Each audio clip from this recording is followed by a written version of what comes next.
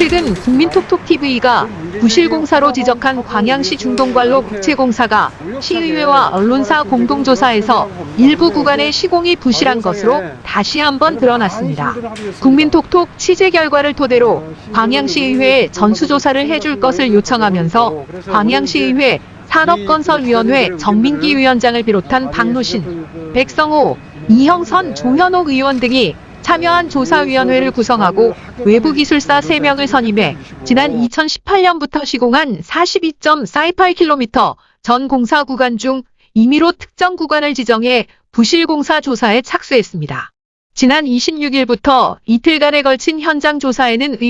의회가 선임한 외부기술사, 언론사, 광양시 공무원, 시민 등이 참여했으며 첫날에는 시공한 지 3년이 지난 구간에 대한 조사에서는 시방서와 설계 기준에는 미치지 못한 부분도 있었으나 대체로 큰 문제는 없다는 감리단의 결정이 있었으나 취재진이 설치한 지 2년 된 흉관 외부가 부식성 녹이 발생한 점, 조사 방법, 시방서 설계에 어긋나는 시공 등 문제를 제기했으나 받아들여지지 않았습니다. 이 과정에서 공사 관리를 해야 하는 광양시 담당 부서 책임국장이 일개 언론사에 광양시가 휘둘려야 하냐 라면서 노골적으로 조사에 불만을 말해 취재진으로부터 심한 비난이 쏟아지자 그 이후로는 현장의 모습을 드러내지 않아 이 과정을 지켜보던 시민들로부터도 관리 책임자 공무원 입에서 나올 말은 아니라는 비난을 받기도 했습니다. 조사 이틀째일 27일에는 시의회가 지정한 확인 굴착 장소 지정의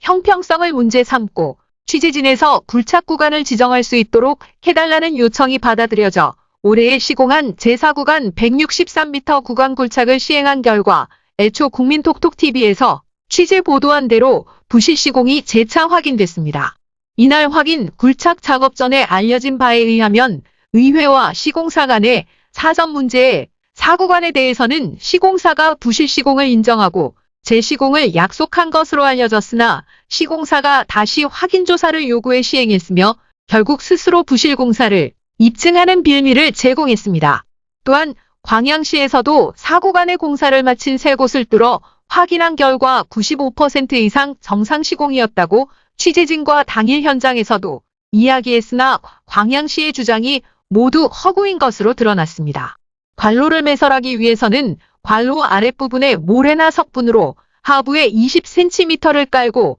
다짐을 한 후에 그 위에 관로를 설치하고 좌우에는 각 30cm, 상부에는 20cm 이상 완충제인 석분을 깔고 다짐을 하도록 돼 있으나 문제의 4구간 확인 중 하부에는 설계에 훨씬 미치지 못하는 의회조사위원 측정치로 4에서 5cm로 확인됐으며 일부 측정 구간은 아예 석분이 측정되지도 않는 부실공사의 면모를 그대로 드러냈습니다. 완충제 사용 규정을 확인하기 위해 굴착면의 실제 사용 단면을 자로 계측하는 과정에서 의회조사위원 측정치로 4에서 5cm로 확인된 곳을 기술사는 16에서 17cm로 측정치를 발표하자 취재진의 거센 항의가 뒤따랐고 이 과정에서 시공사와 기술사 취재진 간의 논쟁이 벌어지고 항의하는 사태가 벌어졌으나 결국 의회에서 측정한 수치를 인정한다는 외부기술사의 발표로 일단락되었고 결국 외부기술사도 의회의 측정값을 인정해